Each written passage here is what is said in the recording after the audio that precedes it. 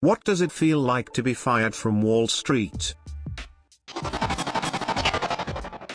You cannot claim to have worked in finance unless you have been fired at least twice.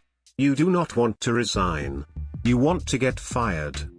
The irony about financials is that they judge companies with stock ratings and stuff, but are by far the worst managed companies.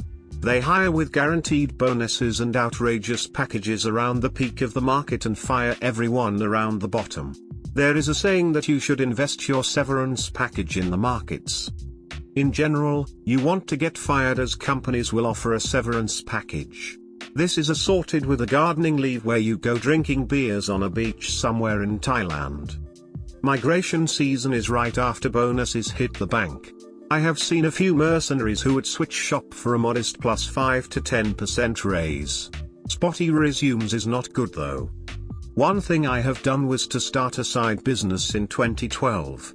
The day after my wedding, I had a serious kite surfing accident. I nearly died, twice. I was in New Caledonia and thought, thank God I am no longer in HF world. I would have been fired. I thought I needed to build a cash flow business in case I would become invalid. So, I started buying real estate. We started small and now have a few buildings. This provides us with cash flow and we don't need to suck up another yard of SHT working for the man.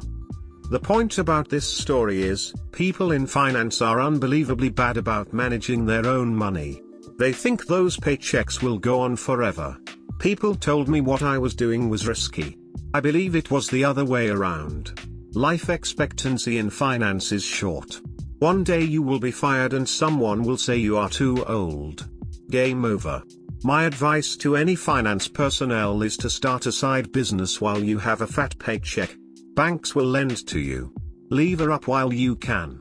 Now, the same people who laughed at me a few years ago kick themselves for not having done the same thing. My advice is, concentrate on your side business because life expectancy in finance is short and unpredictable. There are many good answers here, so all I can offer is an anecdote. The first time I ever saw someone fired on Wall Street was the day I started working at JP Morgan on the 4th floor at 60 Wall Street. Two security guards looking more like Secret Service than uniformed security, walked a young man from the MD's office slightly behind me, to the other end of the floor where he packed a small box full of personal items. One security guard took the loaded box, and he was escorted to the door that led to the escalator and the lobby. I thought he was being marched off to face the SEC or FBI or something. The only thing that was missing was handcuffs. I was quite taken aback by the whole thing, and one of my peers noticed my shock. "That's no big deal," he said. "That's how it's always done here. When you quit or you're fired you leave at that very moment because the risk of you doing something unauthorized is too high. There isn't any stigma to it. Security just walks you out.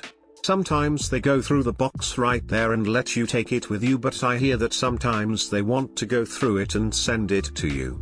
I'm not sure how they decide. But security is always involved and they never let you touch your computer." He was right, of course. My recollection is that it would happen a few times a quarter. Not often, but often enough so that I stopped noticing. And there really was no stigma. When I left, I got the same exact treatment as anyone else. On my way out the door people asked me if I had a good gig lined up or gave me a quizzical look with a thumbs up and a call me hand sign. It's seen less dead man walking and more as a normal transition.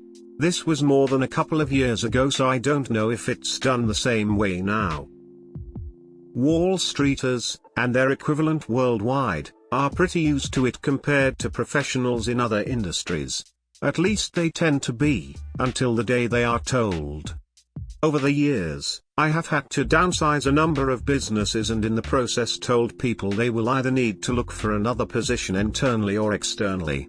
Unless it is a complete department shutdown, most firms give individuals a chance to find another position internally. There are times though that there is no choice but to tell the person he or she must leave. Wall Street expects about 20% of any year's entry class to leave the firm annually. Professionals expect this and do calculate the likelihood that they may have to leave. Fortunately, they are told of their progress and career possibilities on at least an annual basis and often quarterly. So those that are likely to have to leave, know. However, when you actually have to tell someone, they still can't believe it. It is a really difficult time for the person having to leave. These professionals have been top performers almost their entire lives and suddenly they have not made the grade. Some of them figure it out quickly and already have backup firms waiting to hire them, but for others it can come as a complete shock.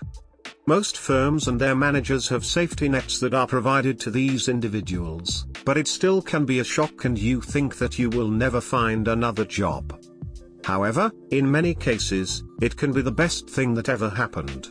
Wall Street isn't right for everyone. There are so many other doors that can open, and if you are fortunate to have a pay package to tide you over until you find the right job, that does help.